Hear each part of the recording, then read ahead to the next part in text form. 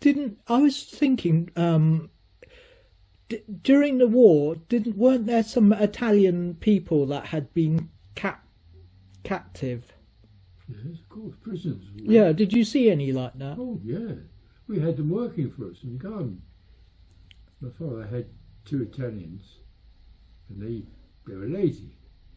Earlier, he had two German prisoners of war. They made them work if they weren't trying to escape because it was too difficult. And anyway, they didn't want to when they were out of the war. Did you see them? Yeah. Were you friendly with them? Yes. They're very nice people. I mean, we were told we were not allowed to feed them, but they only had a bit of bread, nothing on it. Oh. And they were working quite hard. My father had a bit of land, you know, they were growing vegetables and things like that, digging the ground up and cutting the grass and all the usual things. And cheap labour, paid 1 6 an hour. And they just a little bit of bread. Mm. Of course we were on ration, but we. Do you remember what they were called?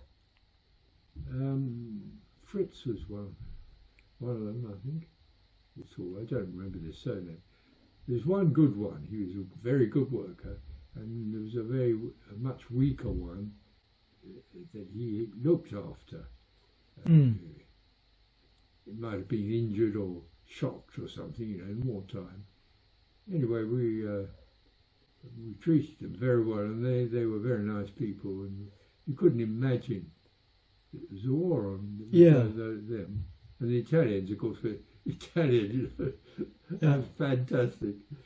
They were very lot. Of course, they were always after the girls whistling, and the Germans behaved themselves much better. But the Italians were dreadful with it. See a woman because they were deprived of female company. Yeah.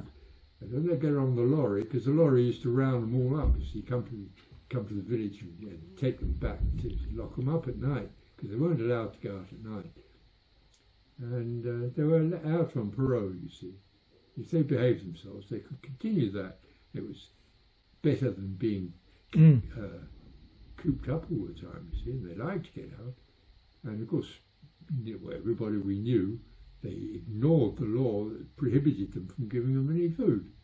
It was ridiculous to the government to say that. So what little bit we could. How old were the Italian soldiers? Well, they were, I would say, in their late 20s. Do you know what they were in the war? Did they tell you they were? Just ordinary soldiers, they weren't. And how did they tell you how they got captured? Well, they didn't really speak English, Molly. They spoke very little English. And I was only a child anyway. I mean, my father might have known more about it. He used to try and talk to them, but it was very difficult because, I mean, they were just ordinary German people and they hadn't been especially. And you remember them? Yeah. Oh, not really, no. You don't? No. I just remember they were very nice.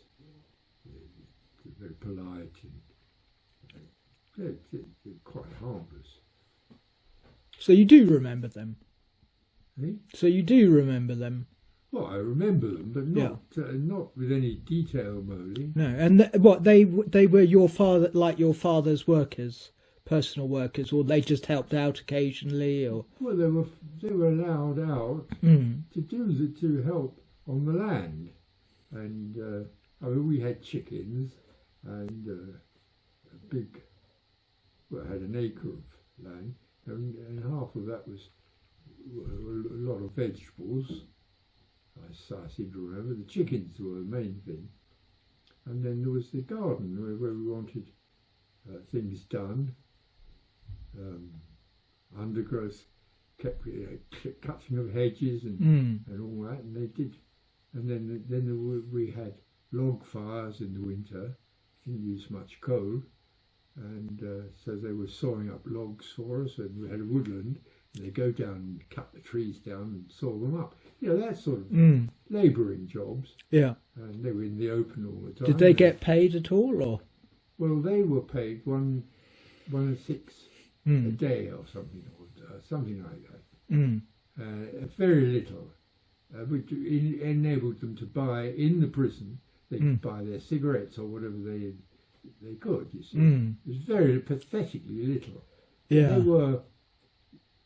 They were fed. I think they had a decent evening meal, but it was lunchtime. You know, they would like. Well, what did you remember your mum feeding them, or did she cook? What did she cook them? Well, she'd give them a sandwich or something like that, whatever she could. Yeah. I mean, couldn't always do it, but because we had a terrible shortage of food at that time. And what about the German ones? Do you remember what they were called? They must have spoken English. No, they didn't. No. Not that I remember. I mean, they might have known a few words. They didn't take much notice of me. I was only a little tiny kid. I mean, I was of little account. Was that the start of the war, or halfway through, or no? It was about the middle of the war, I would say. I mean, there was only the ones. It was only the ones that were thoroughly reliable. I mean, a lot of Germans that they would never have let them out. I mean, they'd have tried to escape or cause sabotage or all sorts of things, just like the British did in Germany. The British prisoners of war. What's this sudden interest in German prisoners? Oh, I was just wondering. I remember you talking about it. The Germans and Italians, that's all. But Mrs. Parker down the road, she fancied her chap. He was Italian, and he played up to her, and she gave him all sorts of. She had quite a big, small holding. Her husband had that, and had quite a lot of food. They had ducks and geese and eggs, plenty of eggs, and so on. They did quite well, and she fed him and gave him all sorts of perks. Then her husband died, and she thought she was going back to Italy with him. But as soon as the war was over, he was off. He wasn't even. He only played up to her for what he could get. I mean, he wasn't a bad man, but she was very sad when her Fifi, she called him, and he went off, and that was that. Gosh. Heard of him again. And was that the same person that worked for you, or no, it was a different one? Totally different. Yeah. No, usually they worked in pairs. I don't know why that was, but you couldn't get one normally. You get two, and one of them was a good worker, and the other one was not. Might have been slightly injured and recovering, or shell shocked or whatever. Oh. And very quiet sort of people.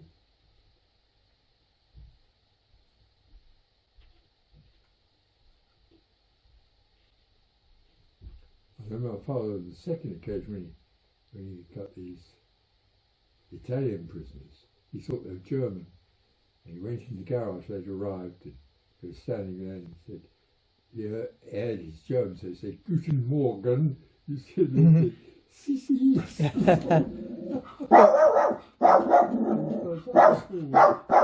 Come on, they were Italian. Yeah. Oh, you remember that, do you? Or it's what he said? Well, my father related. Oh, yeah. He found it funny too. Yeah. He'd take them for Germans, you see, and they wondered what was the matter with him, because he said good morning in German to an Italian. Yeah. Well, buenos dias. It's Spanish, isn't it? Yeah. What's it in? I can't remember his name. Yeah, I can't remember in Italian. Buono. What is it? What's day? I forgot what the word for day is. Buongiorno. That's it. Buongiorno. That's Italian. Buongiorno.